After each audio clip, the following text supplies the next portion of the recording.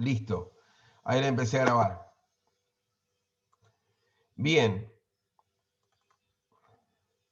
¿Se ve bien lo que estoy compartiendo? Sí, profe. Sí, sí, se ve A ver, bien. bien. Perfecto. Entonces, empezamos con esto. Acá les voy a hacer una aclaración. Todo lo que es antiinfecciosos tenemos que ver lo que es antibióticos, antivirales, antihelmínticos, no solamente son antibióticos. Eso se los recuerdo para que ustedes cuando estudien todos los temas que tienen que ver con esta bolilla. Bien, acá les traje en una tabla un poquito todo tipo de bacterias. Acá está la Escherichia coli, tan famosa, que tenemos que cuidar a nuestros chicos cuando le damos una hamburguesa o carne picada, que esté bien cocida para que no esté dentro. Después la Mycobacterium de la lepra, Mycobacterium de la tuberculosis, la Neisseria gonorreae, que tiene que ver con la enfermedad gonorrea, que es una enfermedad de transmisión sexual, neumococos, que tiene que ver con lo que es neumonía. Para esto hoy en día hay vacunas, no así en el caso de las neumonías que se dan por COVID, que son virales, son totalmente diferentes a esta neumonía. Después tenemos las riquecias, pseudomonas aeuginosa. Entonces, estoy viendo acá el chat, les vuelvo a repetir para que no se compliquen. El práctico empieza hoy a las 13 y termina el domingo a las 23:59. Perfecto. Así que con esto más o menos hemos puesto en todas las enfermedades bacterianas que pueden utilizarse antibióticos. ¿Y qué tipo de antibióticos tenemos? Los antibióticos que tenemos vamos a clasificarlos según dónde actúan probablemente. Esa es una de las clasificaciones. Y la más conocida es el lugar de acción, el mecanismo y la actividad de algunos antibióticos. Por ejemplo, hay antibióticos que van a actuar sobre la pared bacteriana, otros que van a actuar sobre los ribosomas de la subunidad 50S, otros que van a actuar sobre la ribosoma subunidad 30S, y otros que van a actuar o van a impedir la síntesis de ácidos nucleicos. Entonces, tenemos en la pared, los que van a actuar sobre la pared van a ser los beta-lactámicos y la vancomicina. Estos dos son bactericidas.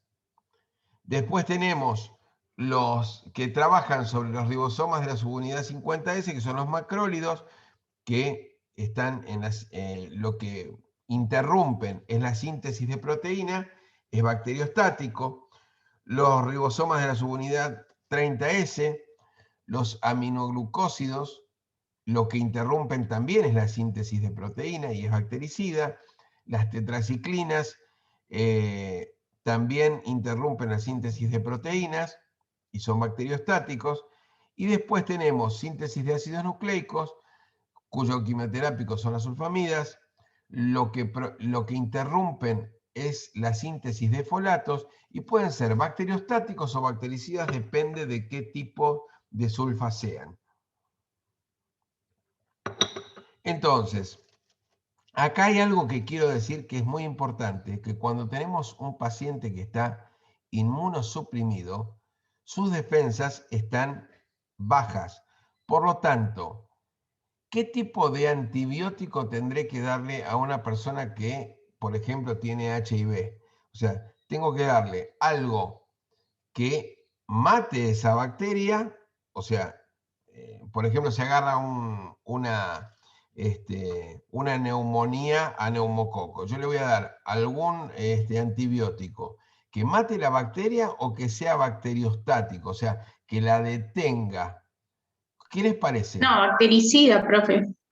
Exacto. Tiene que ser bactericida por una sencilla razón, que la gente que está inmunosuprimida, su sistema inmune no está capacitado para matar este tipo de bacterias. Entonces, si tenemos un bacteriostático, lo que va a pasar es que no va a terminar, y, o sea, y el proceso sigue. Yo necesito en este caso que sea sí o sí bactericida. Entonces, esto grábenlo, porque a veces son preguntas que uno hace en un parcial, son preguntas que hace en un final, y son a veces decisivas, porque si yo le doy a un paciente que su sistema inmune está flojito, le doy un bacteriostático, no le voy a solucionar el problema. Tiene que ser bactericida. Así que bueno, esto quiero dejarlo bien en claro. Bien, y vamos a empezar con, podríamos decir, con las vedettes, ¿no? Con las penicilinas y sus derivados, que son bactericidas. Tenemos de espectro reducido dentro de las penicilinas las sensibles a beta-lactamasa. Tenemos la penicilina G benzatínica y después la penicilina G sódica. Después tenemos de amplio espectro, o sea, un espectro más grande bacterianos, que son las aminopenicilinas, y entre ellas tenemos la famosísima moxicilina, la moxicilina con ácido clavulánico o amoxicilina más sulbactam. Estas van a inhibir, o sea, cuando nosotros a una amoxicilina le agregamos ácido clavulánico o sulbactam, vamos a poder inhibir las beta-lactamasas que genere ese paciente como resistencia, por ejemplo, a una amoxicilina. ¿Cómo se crea una resistencia? ¿Alguno de ustedes sabe? ¿O cómo muchas veces la crea el mismo paciente por un mal uso de este tipo de drogas? ¿Alguno de ustedes me puede Cuando no contar toman algo? horario, profe, puede ser. ¿Qué? No respetar No la... respetan los horarios entre las dosis. Exacto. El tema es así. Automedicación también, tomarlo por tomarlo sin la receta del médico. Exacto. Cuando uno se automedica con este tipo, o sea, y la amoxicilina, podemos decir que vamos a cualquier farmacia y la conseguimos. El primer tema es que la amoxicilina debe tomarse, por ejemplo, la de 500, que es la más común, se debe tomar cada 8 horas, donde el horario debe respetarse a rajatabla. Y además, durante 7 días. O sea, son 3 comprimidos por día de 500 y el proceso de duración del tratamiento es como mínimo de 7 días. En algún tipo de tratamiento, esto puede ser reducido a 5. Y también puede ser que solamente se den, por ejemplo, en lo que es mi campo, que es la odontología, probablemente si vemos que el paciente tiene alguna, por ejemplo, es diabético, tiene algún problema cardíaco, tiene alguna prótesis de cadera o alguna prótesis en otra parte del cuerpo, lo que se hace es una profilaxis antibiótica, donde la profilaxis antibiótica que está catalogada hoy por la Organización Mundial de la Salud para este tipo de intervenciones son 2 gramos de amoxicilina 1 hora antes y puede ser 1 gramo 2 horas después. O no, no hace falta. Entonces, es el único momento donde voy a usar una amoxicilina que no voy a respetar esos 7 días y esas 8 horas entre cada comprimido de 500. Cuando doy amoxicilina 875 o comúnmente llamada Duo, la voy a dar solamente 2 veces por día, o sea, cada 12 horas, también respetando a rajatabla las 12 horas y también respetando esos 7 días de tratamiento, como mínimo, porque ya sabemos que puede extenderse un poco más. Por ejemplo, ¿recuerdan cuando vimos gastritis o cuando vimos el pylori, que estábamos utilizando aproximadamente 14 días un protector gástrico más amoxicilina, por ejemplo? Entonces, ahí es donde puedo cambiar o donde se puede extender estos tratamientos con amoxicilina más de 7 días. Cuando vemos que la infección es más complicada, generalmente es cuando tomamos el camino de una amoxicilina más ácido clavulánico. Marcas comerciales, Optamox, Amixen clavulánico, hay varias. Amoxicilina más Sulbactam es otra de las, cuando tengo una infección un poquito más severa. Y después tenemos la ampicilina y de amplio espectro, la piperacilina más Tazobactam. También es bastante utilizado y es inhibidor de las beta-lactamasas. ¿Por acá se me entiende bastante bien o no? ¿Vamos bien? Sí, profe. Bien. Entonces, ¿para qué voy a usar este tipo de antibióticos? El espectro va a Profe, estar... disculpe. Sí, te Entonces, escucho. cuando el cuadro es más complicado, va amoxicilina, sería, que es más, como mayor que la penicilina. Exacto, y depende qué tipo de enfermedad, ¿no es cierto? O qué tipo de... o sea, a medida que vamos increyendo en lo que es la virulencia, vamos a ir dando, o sea, luego amoxicilina con clavulánico, y si no, después pasaremos a otros antibióticos donde el espectro sea, o que sea más específico. En realidad, lo que conviene muchas veces cuando podemos es hacer lo que se llama un antibiograma, para saber exactamente qué, o sea, a qué bichito estamos nosotros, a qué bacteria estamos nosotros enfrentando y qué antibiótico va a ser el exacto. Eso sería lo ideal. Eso se hace haciendo una toma de esputo probablemente, o un hisopado. Entonces nosotros sabemos específicamente a qué vamos a tratar. Lo que pasa es que a veces no hay tiempo, entonces uno ya empieza a medicar con algo y a la espera de ese antibiograma. O si el médico determina que no es necesario el antibiograma y puede ir con uno de estos de amplio espectro, así se hace. Entonces, lo que pasa es que ese hisopado, o esa prueba, o esa toma de esputo, o lo que sea, tiene que ser antes de haber dado cualquier tipo de antibiótico, porque si no, ya tenemos un cambio. ¿Se entiende? Entonces, siempre tenemos que hacerlo con el paciente con toda la, podríamos decir, con el cuadro florido, así se llama. Bien, entonces los usos para este tipo de antibióticos son gram positivos, gram negativos, anaerobios, neumonías, meningitis, infecciones cutáneas, óseas, articulares, gástricas, de la sangre, válvulas, gangrena gaseosa, tétanos, antrax, etc. ¿Cuáles son las reacciones adversas? Alergia, diarrea, y de menor incidencia, disminución en glóbulos rojos, blancos o plaquetas, nefrotoxicidad, etc. Hay dos puntos importantes con el tema de las penicilinas. Hay mucha gente que es alérgica. Entonces tenemos que tener mucho cuidado en preguntar si el paciente no es alérgico a la penicilina, amoxicilina. ¿Por qué? Porque seguramente nos van a hacer una reacción alérgica donde tengamos problemas que se nos van a sumar a lo que el paciente traía. Y eso nosotros no queremos que suceda. Entonces, es fundamental preguntar al paciente.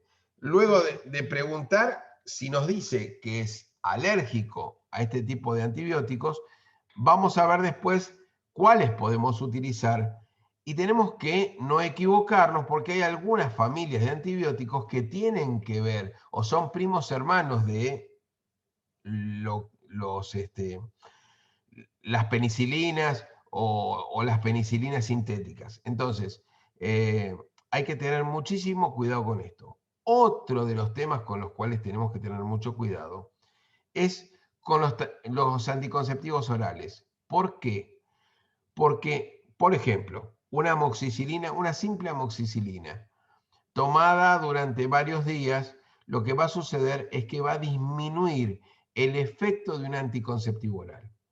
Entonces, el tema es que o sea, si nosotros vamos a medicar con una amoxicilina de 1 gramo y es una paciente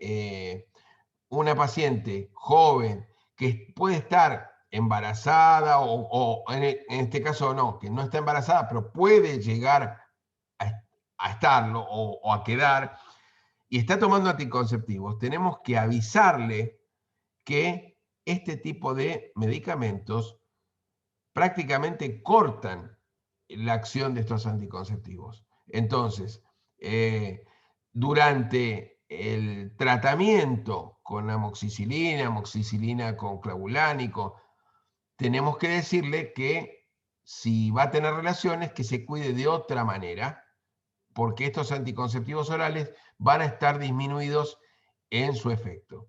Esto queda bien claro porque mucha gente se automedica con este tipo de drogas y esta parte no la saben. Entonces, es fundamental que ustedes como enfermeros o enfermeras puedan asesorar al paciente que va a recibir este tipo de drogas. ¿Algunos de ustedes sabían de este tipo de efectos adversos que tiene la amoxicilina, por ejemplo? Lo había comentado la profesora en el teórico, profe, de la Bien. disminución del Pero que tenía. se enteraron ahora, o sea, no lo sabían de antes. No, por lo general, bueno, a mí, por lo general, el ginecólogo siempre, cuando me hizo todos los estudios para cuidarme cuando era joven, me dijo, tené cuidado que algunas medicaciones te bajan, digamos, el porcentaje que te cubre el anticonceptivo, así que tenés que preguntar siempre o decir que estás tomando anticonceptivos. Exacto. Esto tomen todas las chicas y mujeres que estén acá en el Zoom.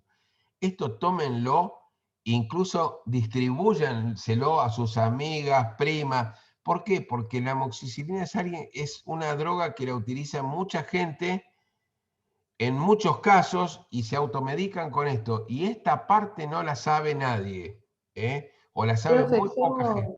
¿Qué? que a mí me han dado, o sea, de comunicación médica, que tome amoxicilina, pero nunca me avisaron nunca me dijo un médico que me la recetó que con los anticonceptivos, o sea, disminuía el efecto.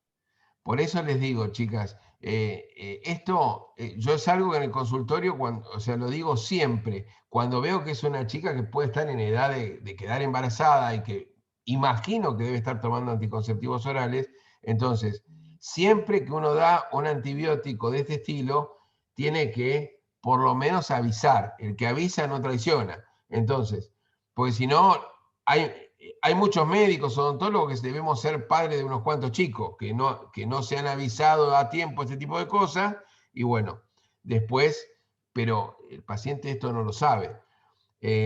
Después, recién hablábamos de el otro tema, es cuando se utilizan mal, cuando se toman... Profe, Sí, es solo para los anticonceptivos orales, ¿no? Por el mecanismo de absorción. exacto. O sea, no es para Anticonceptivos orales. orales. Lo otro no está probado, o no sé, no te sabría, no le pondría el sello. ¿Se entiende?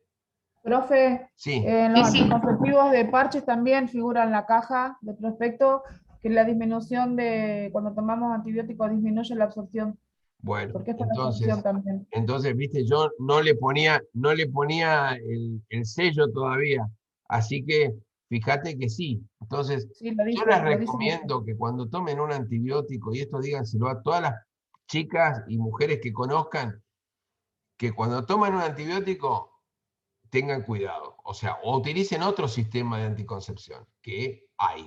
Así que, entonces, porque si no, esto realmente disminuye y disminuye bastante. O sea, hay bastante riesgo de quedar embarazada. Entonces, es importantísimo. Vuelvo a lo que es el tema de cuando damos un antibiótico o nos automedicamos, si por ejemplo tomamos amoxicilina de 1 gramo cada 12 horas y lo tomamos 3 días, ya me aflojó el dolor, ya me aflojó la molestia. ¿Qué pasa? Acá le generamos una memoria, generamos que este medicamento, este antibiótico, cuando lo utilicemos nuevamente, nos va a hacer menos efecto. Y así sucesivamente. Cuando no usamos algo correctamente o la cantidad de días que tiene que usarse, podemos generar este tipo de... Profe, Sí, bueno, a mí el claro ejemplo soy yo porque yo de muy chiquita siempre sufrí broncoespasmo y todo tratamiento, medicación me han dado, que hoy en día ya no respondo a ninguna medicación. Lo único que me pueden colocar es penicilina nomás y claro. esperar. Por eso te digo, es fundamental esto. Ustedes tienen que sacar de las vidas de ustedes para poder, o sea, primero hay que empezar por uno, ¿no es cierto? Para poder ustedes dar las indicaciones o aconsejar a los pacientes que es fundamental. Una vez que el médico le da la receta al paciente y todo, ustedes es bueno que le refuercen que no se olvide de tomarlo, que se ponga el despertador si es necesario, que busque horarios, o sea, porque el tema está, yo por ejemplo, a los pacientes ya no les doy más amoxicilina de 500 cada 8 horas, siempre doy de 1 gramo. ¿Por qué? Porque es mucho menos probable que el paciente se olvide cada 12 horas y que le toque en un horario piola, por ejemplo, lo tomo a las 11 de la mañana y a las 11 de la noche, que si lo tengo que tomar 3 veces por día y me toca uno a las 4 de la mañana. Entonces me tengo que despertar y ese es el que probablemente no tome. Entonces ahí se genera la resistencia del antibiótico. Entonces, y el otro tema, como les dije recién, me tomé 3 días de amoxicilina, ya me siento mejor, listo, chao, no sigo con esto. Me vuelve el dolor o la inflamación a los 3 días o otros 3 días de antibiótico. Y así hago un desastre. Entonces, esto ustedes ténganlo más que presente. Bien, acá les traje algunas como para que vean, tenemos el Trifamox IBL, después tenemos el Amoxidal 500, acá tenemos una penicilina, el Pendiven de 2.400.000 de unidades internacionales, después tenemos el amixén clavulánico, que es amoxicilina más ácido clavulánico. Ven que es 875 más 125 de clavulánico. Esto se da 2 veces por día. El Vagotaz, que es piperaciclina más talsobactam. Ampicilina de 500. Acá les traje un poquito de todo lo que se utiliza a diario, ¿no es cierto? Bueno, acá tenemos otra familia que son los carbapenémicos, el imipenem y la cisplatina y el meropenem. Los usos del imipenem y la cisplatina son infecciones con estreptococos. También lo vamos a utilizar para estafilococos, aureus y epidermidis. Estos son como más complicados de erradicar, el estafilococo aureus, las enterobacterias, las pseudomonas, el bacteroide fragilis. Después tenemos el meropenem, que va a hacer efecto sobre todos estos que dijimos antes, y además lo vamos a utilizar para infecciones abdominales y meningitis.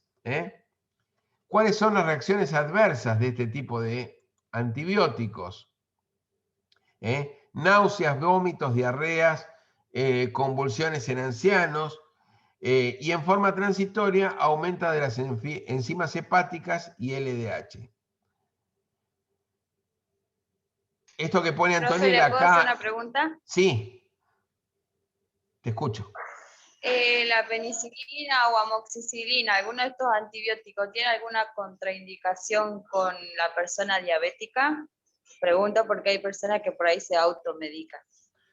Mirá, teóricamente la amoxicilina para los diabéticos es un antibiótico que lo pueden utilizar, pero siempre y cuando, o sea, yo lo que quiero hacer hincapié y quiero hacer que lo entiendan, que se entienda bien, que cualquier medicamento tiene que estar recetado por el médico. Entonces, en un diabético, el endocrinólogo o la endocrinóloga que lo esté tratando, o sea, siempre tiene que hacer la pregunta al endocrinólogo. Entonces, de esa manera, sabe qué poder utilizar, pero además la receta se la tiene que hacer el médico. O sea, hay que sacarse de la cabeza esto de, tengo una tosecita, voy a la farmacia y busco. No, así no es la cosa. Entonces, ustedes como agentes de salud tienen que hacer que esto se cumpla. ¿Y cómo se cumple? Empezando por uno. O sea, que ustedes no se automediquen, que es fundamental. Porque muchas veces podemos errarle. Podemos pensar que es una cosa y después es otra. Acá escribe Antonella Crespo que también es importante en las reacciones adversas de los betalactámicos que pueden producir una sobreinfección. ¿Sí? Pueden producir una sobreinfección. Por ejemplo, ¿qué sobreinfección? Cuando nosotros tomamos por ejemplo, muchos días amoxicilina, ¿qué pasa? Podemos tener problemas a nivel intestinal. ¿Por qué? Porque borramos la flora intestinal. La otra cosa que puede pasar es que podamos tener alguna infección en la lengua, por ejemplo, por cándida. ¿Por qué? Porque la flora Profe, habitual... Sí, eso es cuando hablamos de la medicación extensa, digamos, que nos automedicamos, hacemos como nos intoxicamos, ya pasamos a intoxicarnos. sí, bueno, con antibiótico o sea, con amoxicilina tenés que tomar bastante para intoxicarte. O sea, pero ¿qué pasa? Te va No, no, borrando pero refiero a la medicación, a la automedicación que hablamos en una clase pasada, creo con usted, como del tafirol y el ibuprofeno, cuando es Ah, un no, abuso. pero eso es otra cosa. Eso Claro, es... claro, pero eso digo de la automedicación, los daños que causamos sin saber pensando que es una simple pastilla. Obviamente que la penicilina ya no, ya es otra cosa, pero la automedicación en general, cuando escuchaba la clase, mucha gente que tiene hipertensión y usan lo que es sódico. Yo no sabía eso y cuando empecé a escuchar la clase digo, ¿cómo cometemos errores y nos ponemos en riesgo solos? Exacto, nosotros por eso les digo, siempre el medicamento es importante que se los dé el médico. ¿Por qué? Porque cuando nosotros muchas veces, y además agrego a esto, que todos nos hagamos un chequeo una vez por año, de todo, un chequeo general. ¿Por qué? Porque no sabemos si tenemos alguna posibilidad, si tenemos alguna por ejemplo, madre o padre diabético. Es muy probable que nosotros seamos o tengamos tendencia a ello.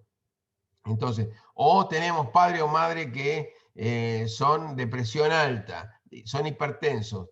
Hay mucha probabilidad. Entonces, es importante que uno se chequee permanente, una vez por año, a lo sumo una vez cada año y medio, pero estar chequeado y entonces sabemos también qué tipo de medicación nos pueden dar. Porque a veces caemos en una guardia o algo así, no sabemos, la verdad, no tenemos ni idea qué nos puede hacer bien o qué nos puede hacer mal.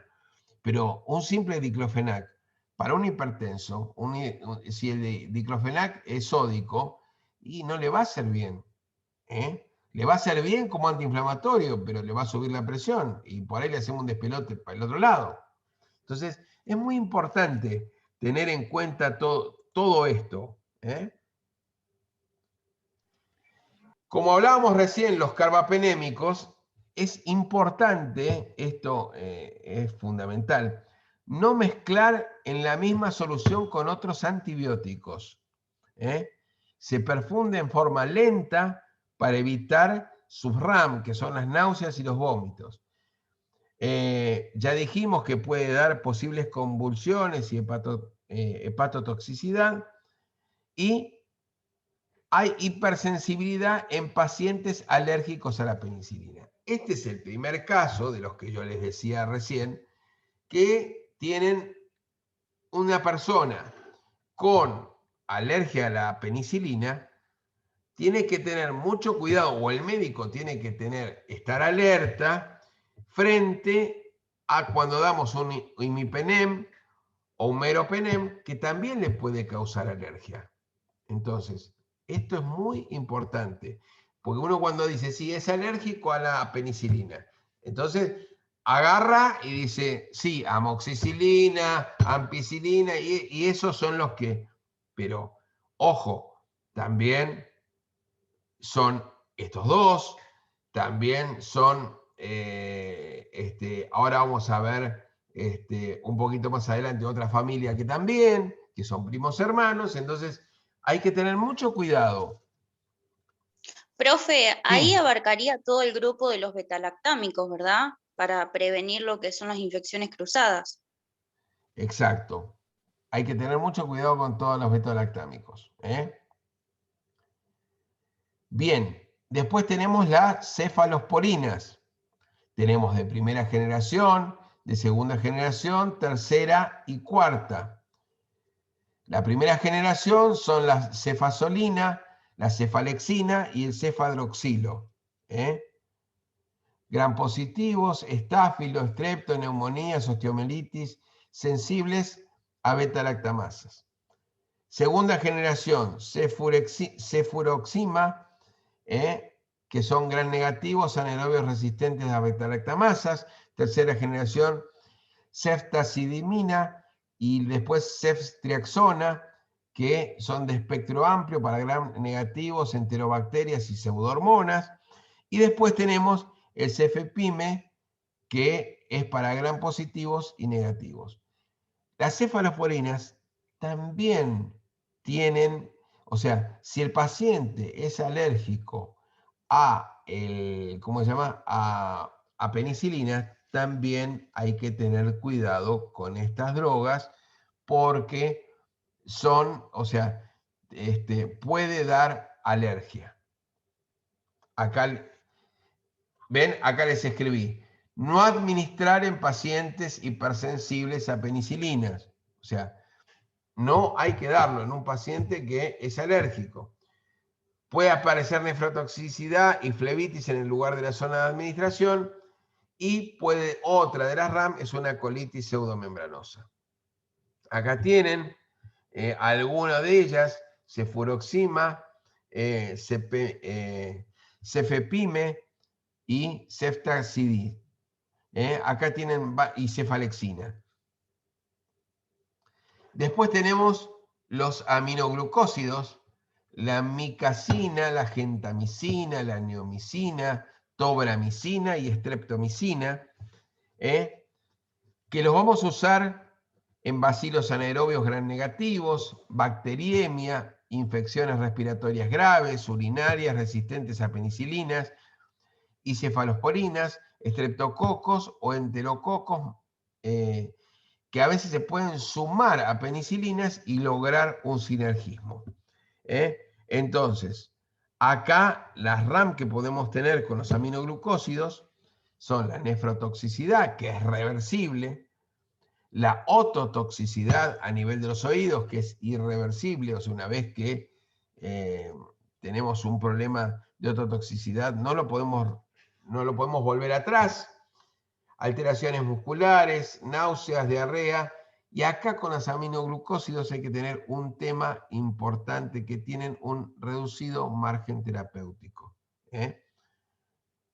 Acá tenemos, por ejemplo, la tobramicina. Una de las utilizaciones que tenemos son gotas oculares. Se dan muchísimo para el Tobradex, por ejemplo, es muy común. Acá tenemos la streptomicina, gentamicina inyectable. Acá, bueno, por eso les puse un poquito de neomicina, por ejemplo, que es una pomada antibacteriana. Hay muchas pomadas que traen neomicina, y son muy eficaces. Después tenemos las lincosaminas, que son bacteriostáticos, como la Pero una clindamicina. consulta, Sí. disculpe, ¿los aminoglucósidos serían antibióticos de segunda elección por las RAM graves que tiene o no? No, no son de segunda elección. O sea, el tema está, ¿para qué los vas a utilizar?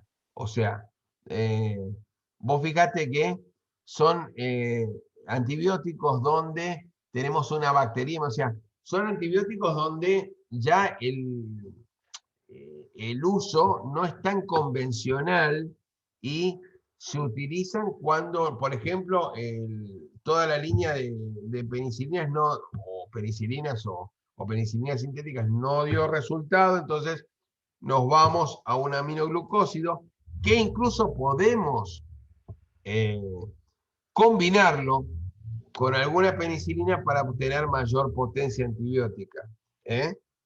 Pero tenemos que tener cuidado con, o sea, con la cantidad que utilizamos esto, y no son de primera elección, salvo la gentamicina, la neomicina o la tobramicina, que la voy a utilizar en pomadas o la voy a utilizar en gotas oculares o gotas ópticas. Entonces, ahí sí, son antibióticos que son utilizados prácticamente para eso. ¿Se entiende?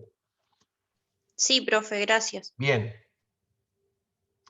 Después tenemos las lincosaminas, que son bacteriostáticos, pero son potentes, como la clindamicina. Sus usos son específicos porque tienen RAM graves, infecciones intraabdominales, pulmonares por estafilococos, estreptococos y anaerobios. Ahí es cuando se usan para ese tipo de cosas. Y las RAM que pueden dar son diarrea, estomatitis. Estomatitis tiene que ver con la boca, no del estómago. Náuseas, vómitos, colitis pseudomembranosa y reacciones cutáneas de hipersensibilidad, en un 10% de los casos. O sea, las RAM son bastante importantes.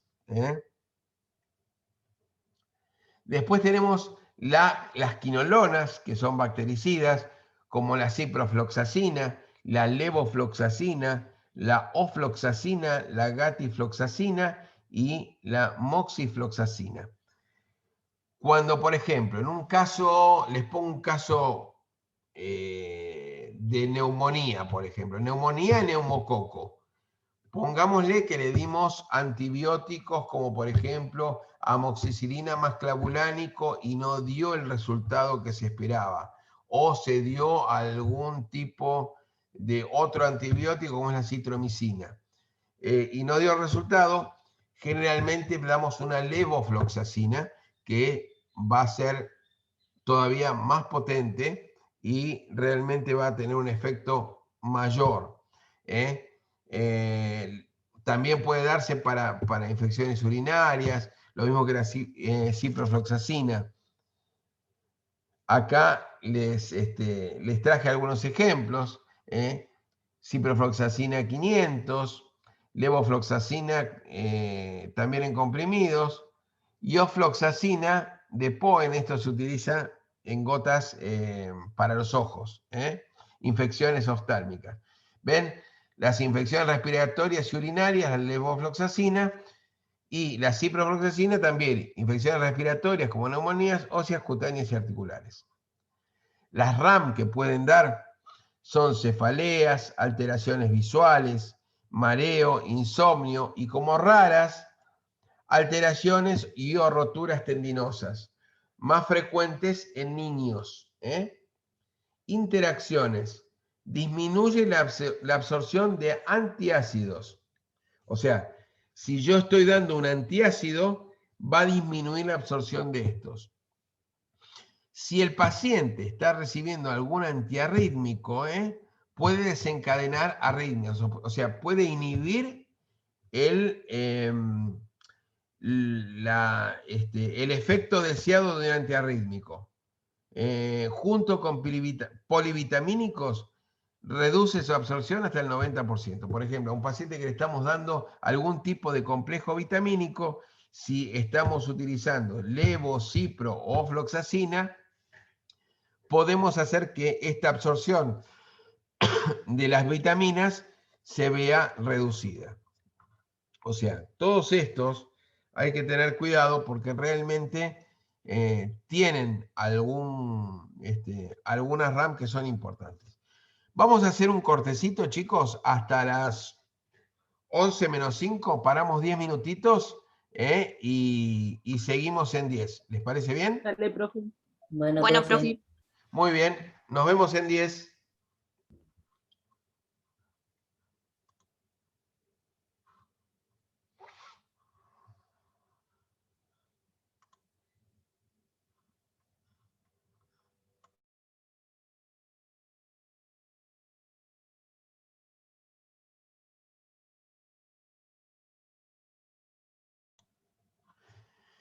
Muy bien, acá estamos de vuelta. Así seguimos.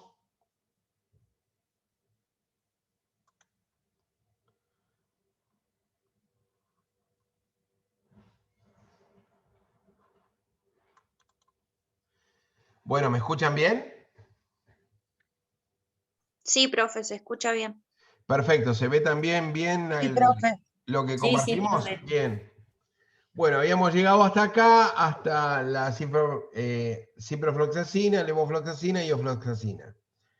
Después tenemos los macrólidos, que son bactericidas, algunos, otros no.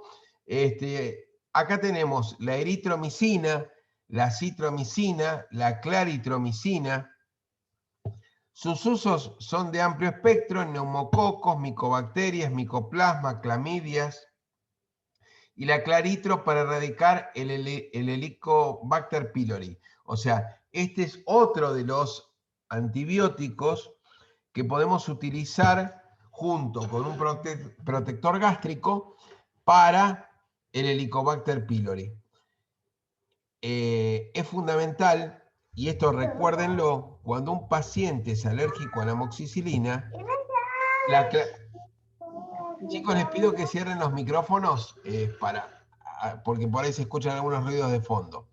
Bien, cuando tenemos un Helicobacter pylori, ¿se acuerdan en lo que es una gastritis o una afección importante a Helicobacter pylori a nivel estomacal? Utilizábamos amoxicilina y un protector gástrico. Si ese paciente es alérgico a la amoxicilina, vamos a utilizar claritromicina. Bien, las RAM son náuseas, vómitos, dolor abdominal, diarrea, menos frecuente, hepatotoxicidad, fotosensibilidad, sobreinfecciones, ototoxicidad, etc. Así que, generalmente, esto ténganlo en cuenta. Cuando tenemos un paciente que es alérgico a las penicilinas, a la familia a la cual nos vamos a dirigir es a los macrólidos. Sobre todo a eritromicina, a citro y claritromicina. Después tenemos las sulfamidas, que son algunos bacteriostáticos, otros son bactericidas. Tenemos la sulfacetamida de uso local, la sulfadiazina, también es en crema, pomada. Después tenemos el sulfametoxazol más trimetoprima. Esto es da el cotrimoxazol. Son de amplio espectro, infecciones urinarias con un urocultivo positivo. O sea, una vez que hicimos un urocultivo y nos dio positivo, se puede dar alguna de estas sulfas. Toxoplasma, el cotrimazol también se da para otitis, infecciones respiratorias por Haemophilus y neumococos. Las RAM son cólicos renales, formación de cristales de sulfato en orina, alteraciones de la función renal, alcalinizar la orina para facilitar eliminación de pequeñas piedritas, las sulfamidas, hipersensibilidad, fiebre diferida, raras, discrasias sanguíneas, necrosis hepática fulminante. Esas son las raras. Interacciones. Pueden potenciar el efecto de los antidiabéticos orales y anticoagulantes orales. O sea, una sulfa hay que tener cuidado porque va a aumentar, por ejemplo, el efecto de un antidiabético oral. Y eso hace que la insulina pueda bajar mucho y entonces tengamos algún tipo de inconveniente. Lo mismo que puede hacer que el anticoagulante sea todavía más potente el efecto de este anticoagulante y entonces lo tenemos anticoagulado en exceso. Entonces hay que tener mucho cuidado con respecto a este tipo de interacciones que pueden tener. Después tenemos las tetraciclinas, la doxiciclina, la aminociclina, la tetraciclina, la tigeciclina. Generalmente se utilizan para infecciones por riquecias, clamidias, brucelosis, carbunco, bronquitis, acné, segunda elección para micoplasma, cólera, etc. Las RAM son las náuseas, vómitos, diarreas, fotosensibilidad, coloración de los dientes, permanentes en los niños, son dientes grises. Antes se utilizaba bastante las tetraciclinas, que probablemente utilizaba se utilizaba la embarazada, entonces es algo que hoy en día se sabe que es categoría D para un embarazo, por lo tanto no hay que utilizarlas. Y bueno, y encima me traía a colación los dientes grises en los niños. Interacciones, forman complejos insolubles con calcio, magnesio, hierro, aluminio, disminuyen la absorción con los alimentos o medicamentos que los contengan. Así que bueno, las tetraciclinas se usan poco hoy en día.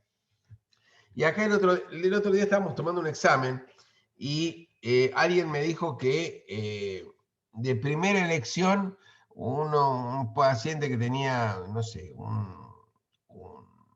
una especie de cuadro gripal, le iba a dar vancomicina. No, ojo chicos, la vancomicina se utiliza muy, muy regulado y en ámbitos especiales, que generalmente son ámbitos hospitalarios, y con mucho protocolo y cuidado de médicos y enfermeros. O sea, generalmente se utiliza, es de las, por ejemplo, agarra una infección hospitalaria y sí vamos a utilizar vancomicina. Usos gram positivos, estafilococos, estrepto, enterococos, se pueden sumar a los aminoglucósidos para endocarditis por estreptococos fecales, etc. Las RAM son las náuseas, vómitos, ototoxicidad, anafilaxia, sobreinfecciones, neurotoxicidad, etc. Las interacciones pueden interactuar con anestésicos y producir eritemas y reacciones histaminoides y anafilactoides. El uso concomitante con otros medicamentos que pueden producir efectos neurotóxicos o nefrotóxicos. Hay que tener mucho cuidado con esto. Y requiere, era lo que les dije al principio, requiere el seguimiento cuidadoso del paciente. Una vancomicina generalmente se le da a una persona que está hospitalizada o está internada. Es muy raro que se le den a un... Sí, acá me pone Melanie.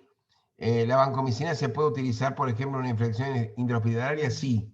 Probablemente se sume algún aminoglucósido de los que hablamos hace un rato, pero sí. Son antibióticos muy potentes y que no se usan para una angina, por ejemplo. Acá la vancomicina, pone Antonella, también tiene un RMT. ¿Qué es un RMT? Un reducido margen terapéutico, profe. Sí, sí, Que sí. lo explicó la profesora, era muy importante también. No, no, pero cuando pusiste RMT no sabía eh, si era eso o era otra cosa que habías querido poner RAM, por eso te pregunté. ¿Eh? Sí, tiene reducido margen terapéutico también la vancomicina. Entonces, chicos, por eso el otro día en un examen, se los traigo a colación, me dijeron que para una, o sea, como primera elección la vancomicina. No, hay 2 millones de antibióticos antes de la vancomicina. La vancomicina hay que guardarla para casos medios extremos, ¿eh? Cuando la infección es muy importante. ¿Eh? Así que esto ténganlo muy en cuenta para, por ejemplo, ¿qué sé yo? Vamos a tratar un Helicobacter pylori y no le vamos a dar vancomicina. Vamos a darle amoxi o clinda, pero no le vamos a dar vancomicina. Así que bueno, quiero que esto quede bien clarito, porque uno, según el caso que tenga, es el antibiótico que tiene que dar. Y, o sea, y yo siempre les digo, es fundamental, si se puede, hacer un antibiograma para saber qué antibiótico o sobre qué bacteria tengo que actuar, y entonces le doy el antibiótico específico para eso. ¿Eh?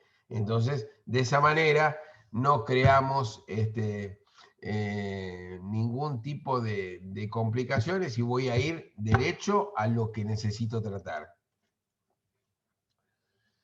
Mecanismos principales de resistencia antibiótica. Producción de enzimas que sean capaces de inactivar el quimioterápico, como la fabricación de beta-lactamasa. Esto es lo que hablamos recién, por ejemplo. Si estábamos dando una amoxicilina y vemos que no hace efecto, es porque seguramente se han producido beta-lactamasas y necesitamos algún antibiótico que pueda con ellas. Entonces, ¿qué vamos a hacer? Vamos a sumarle, por ejemplo, a la amoxicilina un ácido clavulánico, por poner un ejemplo.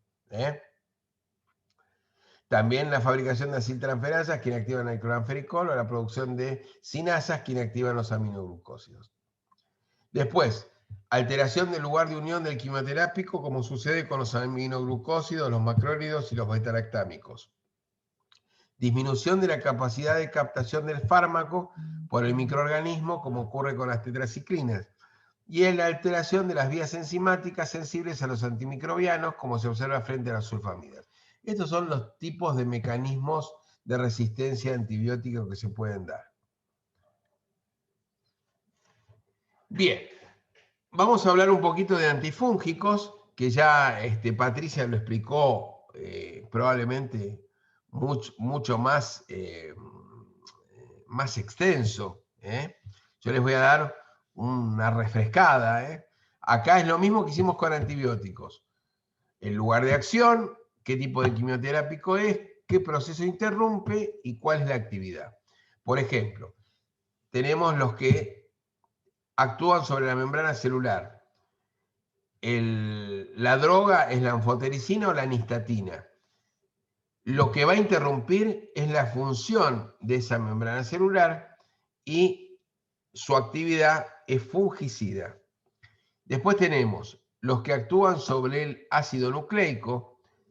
La droga es actinomicina o gliciofulvina y van a interrumpir la síntesis de ADN y ARN y el ensamblaje de microtúbulos.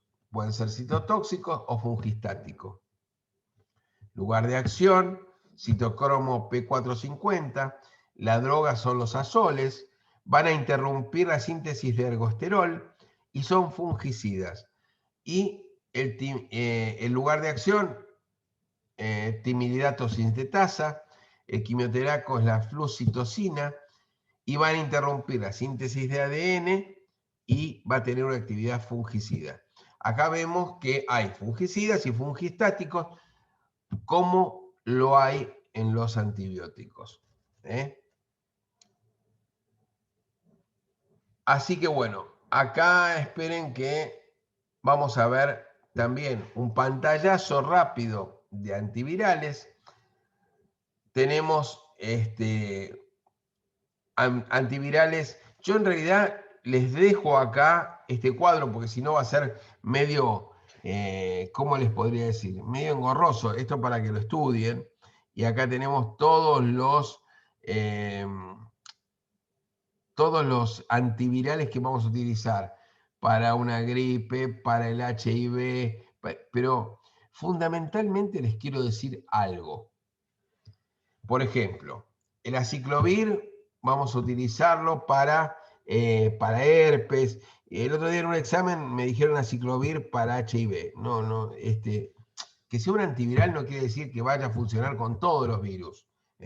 Entonces, es fundamental ver y además quiero dejarles algo fundamental. Cuando utilizamos antivirales para HIV, generalmente se dan en cócteles. ¿Cócteles qué quiere decir? Que vamos a dar varios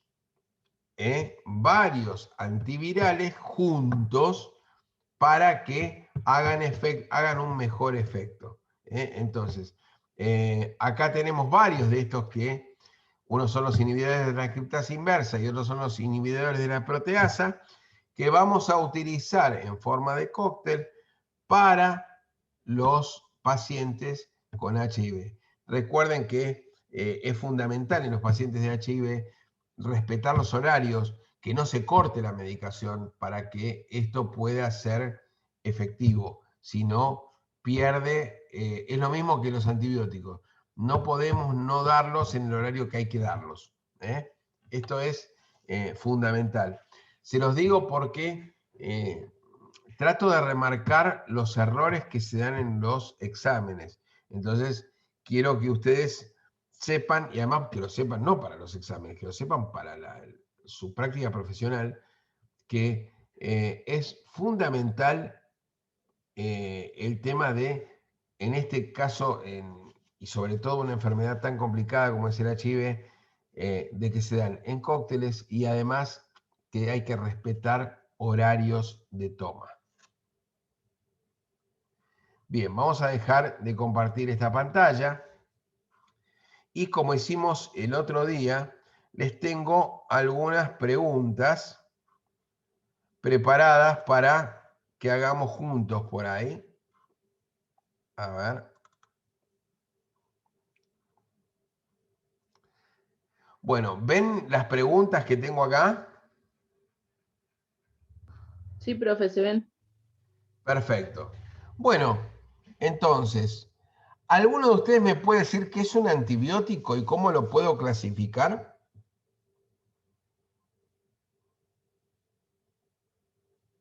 Es un antibacteriano que se podía clasificar en bactericida o bacteriostático. Muy bien, esa es una clasificación. Perfecto. También se pueden clasificar, recuerden, por dónde hacen efecto, o sea, dónde hacen efecto. Si hacen efecto sobre la pared, si hacen efecto, ¿se acuerdan de todo eso? Que lo estuvimos viendo hace un ratito. Sí, sí. Sí, profe. Bien, eso después repásenlo, porque seguramente en el próximo práctico que se haga obligatorio, va a estar algo de todo esto. ¿Qué quiere decir bactericida y bacteriostático? Bactericida quiere decir Mata la que bacteria y el y bacteriostático que lo deja quieto, ¿Bacteriostático qué? que va a dejar quieta la bacteria, por así decirlo. O sea, la va, Los frena. La va a frenar, la va a inhibir. Frenar era la palabra. claro, la va a inhibir, la va a atenuar su virulencia, pero no la va a matar. Entonces, O sea, para de los enfermos de HIV no, porque no tienen inmunidad, como dijo al principio, profe. exacto. Necesitamos un bactericida ahí. O cualquier inmunosuprimido. O sea, inmunosuprimido no quiere decir que tenga HIV. Inmunosuprimido puede estar inmunosuprimido. Las personas trasplantadas de órganos, o sea, quedan inmunodeprimidos. En realidad hay que inmunosuprimirlos para que puedan recibir el órgano. ¿Se entiende? Claro, y quedan expuestos, claro. Para que no lo rechacen. Exacto, eso es una. Después también tenemos gente que está inmunosuprimida por un cáncer. Hay un montón posibilidades, ¿se entiende? No por un cáncer, por la medicación que le están dando por un cáncer. Entonces, tenemos que ver, es fundamental que tengamos en claro esto. ¿Cuáles son los antibióticos bacteriostáticos y bactericidas? ¿Se acuerdan un poquito de esto?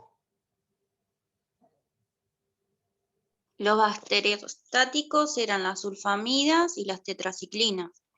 También, por ejemplo, habían los macrólidos, eran que también se podían actuar como bactericida, pero también bacteriostático. A ver, vamos a traer la planillita para que lo vean. Profe, cuando ambos son, por ejemplo, es bactericida y a la vez bacteriostático, ¿depende de la dosis generalmente? No, depende de, o sea, dentro de ese grupo, por ejemplo, las tetraciclinas, dentro de ese grupo, esos son bacteriostáticos. Pero, por ejemplo, las sulfamidas depende qué tipo de sulfamidas, ¿se entiende? Acá les traje el cuadrito. Los betalactámicos y la vancomicina son bactericidas. Macrólidos, bacteriostático. Aminoglucósidos, bactericida. Tetraciclinas, bacteriostático, y sulfamidas pueden ser o no. ¿Quedó clarito? Así ya lo repasamos juntos.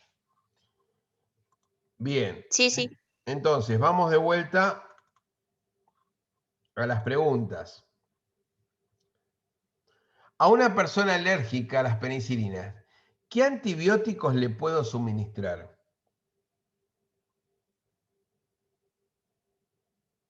El macrólido, habíamos Bien, hablado hoy. o sea, si le doy de la familia de los macrólidos, no le voy a errar. ¿Se entiende? O sea, le doy una eritro, le doy una citromicina, con eso no voy a tener problemas. Pero tengan cuidado, o sea, no debo dar, porque esto se los podemos preguntar en el examen, no debo dar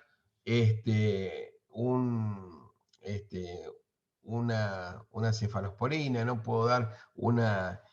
hay varios medicamentos que yo les comentaba recién, que son primos hermanos, entonces hay que tener mucho cuidado. Se los voy a mostrar nuevamente para que no queden dudas. Entonces, vamos a compartir pantalla, vamos a venir acá.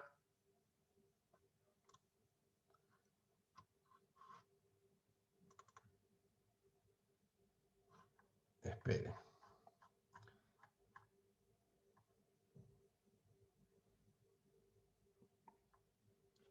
Los carbapenémicos, recuerden que también acá les puse hipersensibilidad a pacientes alérgicos a la penicilina. Las cefalosporinas, también no administrar a hipersensibles a penicilinas. Entonces, tanto los carbapenémicos como las cefalosporinas no debo darlas si el paciente es alérgico. ¿Esto quedó clarito? Sí, profe. Profe, sí. Bien, entonces vamos a las otras preguntas.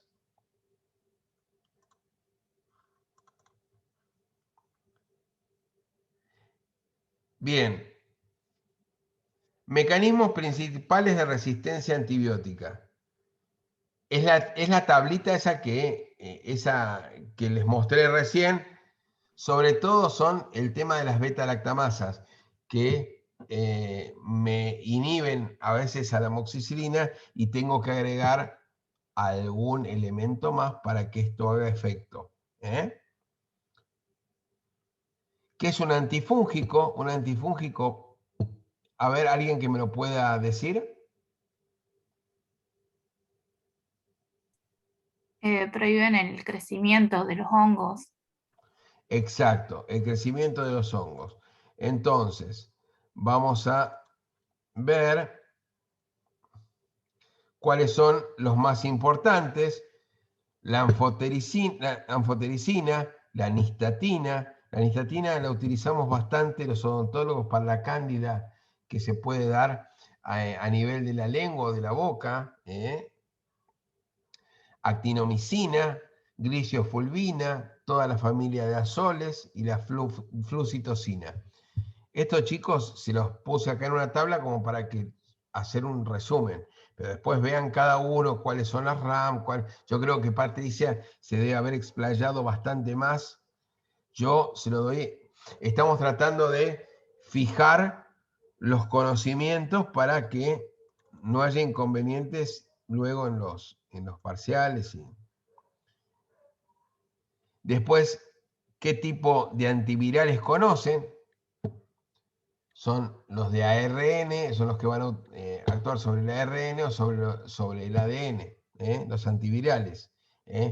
¿Qué antivirales voy a dar en el tratamiento del VIH? Ahí, o sea, tienen que estudiarlos y tienen que saber que se dan en cócteles y tienen que saber que hay que respetar los horarios. Y acá me quedó algo que es un antipalúdico y qué antipalúdico conoce.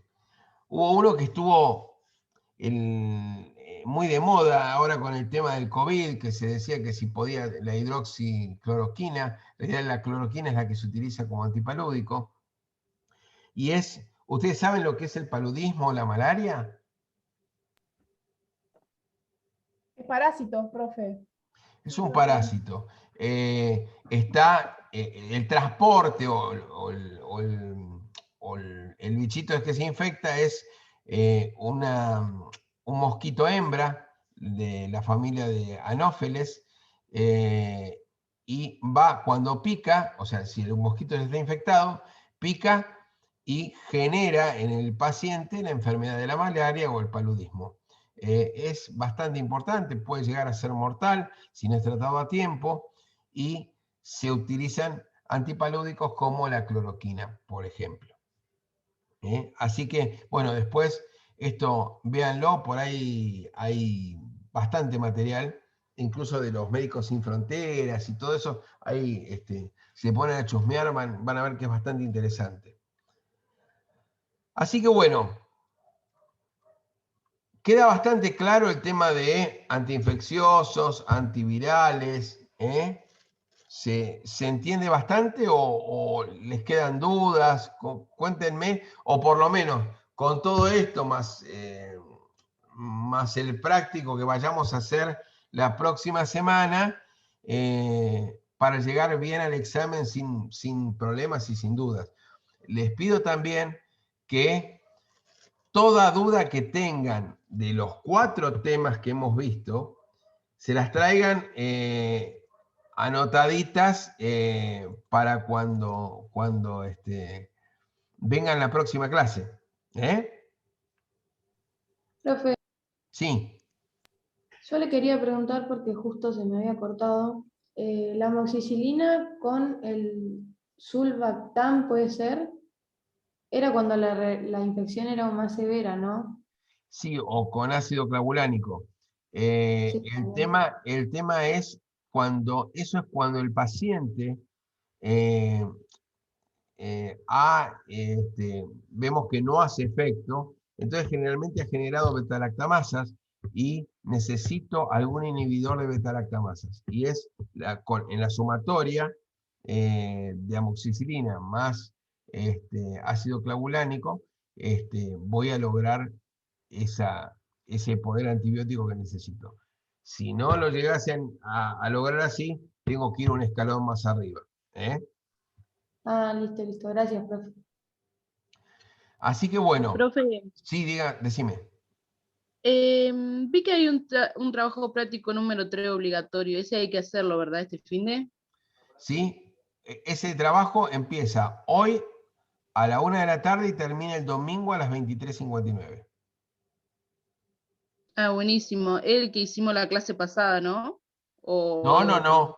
Es un práctico que es obligatorio y que no es el que hicimos. El que hicimos la clase pasada es como el que hicimos hoy, que es como para repasar un poquito lo que vimos en el momento. Puede haber cosas que tengan parecido, pero no es exactamente igual. Ah, buenísimo. Gracias, ¿eh? profe. Se les da 1 hora para hacerlo, así que no van a tener problemas. Pero bueno, está bueno que pregunten o que repasen algo para ir a darlo.